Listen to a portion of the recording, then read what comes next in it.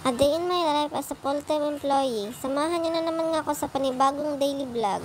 Ante, hindi mo talaga lulubayan ang bubong na yan hanggat hindi ka tumatagos sa baba. Shoot ka, sa boring mo nga sa buhay ay gusto mo talaga atang mabarangay. Nang dahil nga sa malunggay na yan ay mapapalayas ka talaga ng hindi oras. Huwag nga sana mapansin ng may-ari ang pag-akit ko sa bubong para kumuha ng malunggay nila at baka putulin na. Pagod ngayon ay tara samahan niyo ako sa panibagong araw. Ngayong araw nga ay rest day ko at bago nga kumuwi ng bahay bumili ako ng kalabasa at sitaw. Taho nga dapat ang bibilhin ko kaso may nakita nga akong alimasag at pinaisip akong gawin dito. Sandaan nga lang ang tumpok niya kaya pinabalot ko na kay kuya dahil marami nga din naman. Pagkatapos ko nga mamili ay heto nag-abang na ako ng tricycle dahil maulan nga akong maglalakad pa ako papunta ng kanto. Dahil mula nga sa pinapasukan kong store ay malayo nga ang sakayan ng jeep. Fast forward nga at eto nakasakay na nga ako ng jeep papunta sa inuuwian kong apartment. 15 pesos nga lang hanggang doon. At heto nakarating na nga ako dito sa inuuwian kong apartment. Pagdating ko nga ay nagbihis na ako. Ay natural! Hindi ka naman nga magandang dilag pero bakit naman bitin sa tela yung mga suot mo? Sa lamig nga ng panahon ay mukhang hindi mo naman ramdam. Ante, panlalamig niya lang talagang nararamdaman mo.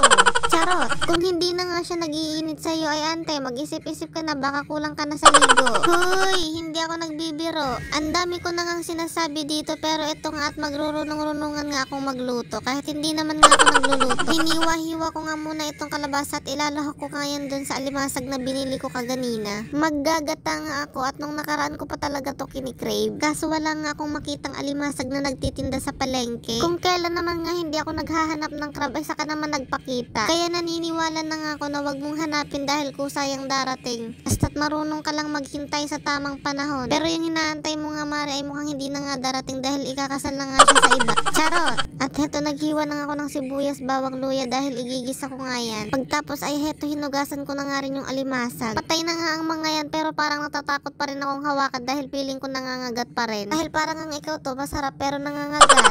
Charot! At bago ko nga umpisa ng pagluluto ay heto nilinisan ko nga muna yung kitchen area ko. Ako nga lang ang nagluluto dyan sa labas dahil yung ibang tenant nga ay sa loob na lang nagluluto. Pero ako nga mas gusto ko magluto dito sa labas dahil mas nakakakilos nga ako ng maayos. At hindi nga nangangamoy yung loob ng kwarto ko. Nung wala pa nga akong super kalan ay sa cooking pot lang talaga ako nagluluto ng ulam. Maigi na nga lang at may nagbenta sa akin ng super kalan na yan 800 lang ang bili ko at kasama na ang burner. Ang tanong ko nga kung bakit niya binibenta ng ganun kamura ay ang ganda pa naman. At ang sabi niya nga ay gamit nga nila ito nung partner niya nung nagli-live-in pa lang sila. At ngayon nga daw ay hiwalay na sila kaya niya pinambebenta ang mga gamit nila. Huy! Bibili lang ng super kalan, ang dami mo pang nalaman. Lubayan mo nga yung pagiging chismosa mo at baka magkalat ka na naman ng fake news. Charot! Ika nga nila ay bang madaming alam. Binutas ko nga muna itong nakatambak na container dito dahil gagawin ko nga basurahan yan. Dahil kinakalat nga ng mga pet namin itong mga basurang nakasako dito kaya ganyan kadumi. Mga pet naming daga. Iba pala talagang nagagawa kapag may nakatingin sa yung camera ante. Dahil yung mga hindi mo nga nagagawa ay nagagawa mo na ngayon. Dahil yung dating hindi ka naman nga marunong magluto ay ngayon nga kabud ka na lang nagko-cooking show sa camera. Nung matapos nga ako maglinis ay heto sinalang ko na nga yung kawali. At eto pinainit ko na nga yung mantika bago pa uminit ang ulo nyo. Sa dami ko nga nang sinasabi dito. At ayan, igisa nga muna natin ng sibuyas, bawang at luya. Hintayin mo nga munang magisa siya sa sarili niyang katas. Gaya nga nung kakilala mong ginigisa sa sarili niyang mantika. Charot!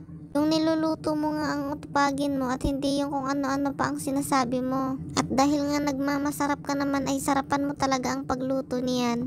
Dahil kakachismis mo nga dyan baka magsalita yung crab habang kinakain mo. At pagkatapos ko nga ilagay ang crab ay nilagyan ko na nga ng Coco Mama. Pagkatapos ay isinunod ko na nga rin yung kalabasa at sitaw. Para sabay nga din silang lumambot parang ikaw ang bilis mong lumambot. Charot! Ante, syuta ka, ang dami mo na talagang sinasabi nagluluto ka lang naman. Habang pinapalambot ko nga yan ay may naisip akong kulang dyan. Naisip ko nga na masarap nga lagyan ng malunggay ito kaya heto inakit ko na nga yung kapitbahay namin. Yung tanim na malunggay ng kapitbahay namin. Ibang akyat na ata ang nasa isip mo ante. Baka imbis na kamalunggay lang ang kuakyatin mo ay kabud ka na lang nasa loob ng bahay nila. nila. Charot! Ante, magiging akyat bakod lang, hindi akyat bahay. Huwag mo nga tatangkain kung ayaw mong malapa ng aso sa loob ng bahay. Hindi ko nga lulubayan ang pag-akyat sa bubong na to hanggat hindi nga ako tumatagos sa baba. Huwag lang talaga akong tatamaan ng kidlat at kabod na lang akong naging tilapyang nangingisay dyan. Bumaba ka na nga riyan at baka madulas ka pa, tanga ka pa naman. Pag lumagpak ka nga dyan ay wala ngang sasalo sa'yo kundi mga alambre at yero dahil wala ngang darating na Prince Charming mo dyan. Kung kumawag ka pa nga ay akala mo ibon kang nabasa. Shoota ka. Worth it nga yung pag-akyat ko ng bubong kahit umuulan mga ante dahil kita nyo naman.